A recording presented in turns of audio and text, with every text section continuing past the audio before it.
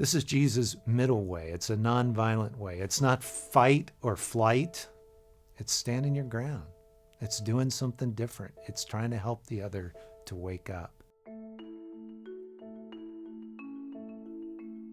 So there's a great story of Mother Teresa who she went out begging with one of her orphan kids. And during this time, she eventually came to a baker who would often give away day-old bread to different agencies that were there in Calcutta. She came to him with one of these little kids, and she said, "Please, for the orphans, would you be able to give us any kind of offering?" The baker, who just despised her, leaned back and spit directly on her face, just spat full. Mother Teresa wiped away the spit and said, "Thank you for that gift for me. Now what about the child?" Where do you get that kind of freedom? Where do you get that? Who has that kind of freedom? I'm going to tell you, people that know they're deeply loved anyway. They know that their value does not depend on what the other person thinks about them, but rather what God thinks. Mother Teresa had learned the middle way of Jesus. Jesus said, if a man says walk 1 mile, walk 2 miles with him. If he demands your cloak, give him some other part of your clothing. Why does Jesus offer these nonviolent ways? We could say it's a way of trying to help the other person wake up to the shame that they're actually bringing on them.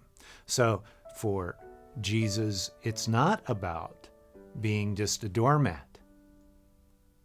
You'll notice Mother Teresa wasn't a doormat in that. She stood her ground. She tried to make it a point of shame to help that guy, that baker, wake up to why would you spit on anybody? Secondly, in the Roman system, if the soldier could demand, anybody could, up to 1 mile, he could be forced into carrying something, but Roman law would not allow them to do 2. So if the person went ahead and did 2, that would bring great shame on that Roman soldier. The same with a cloak.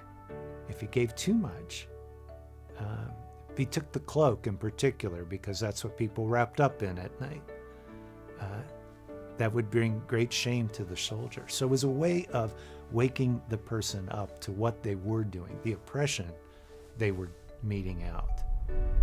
This is Jesus' middle way. It's a nonviolent way. It's not fight or flight. It's standing your ground.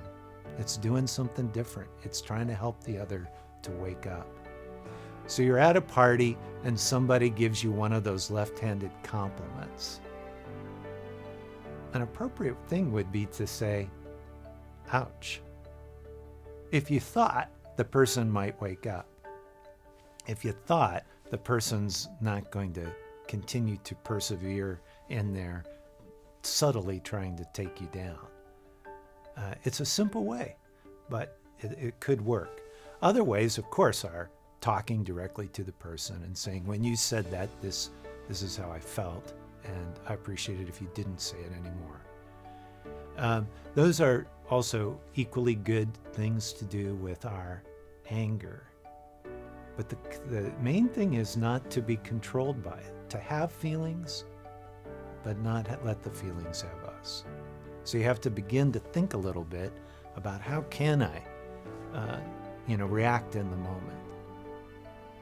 Jesus offers us that third way, and I think it could be a great help to our society to learn that.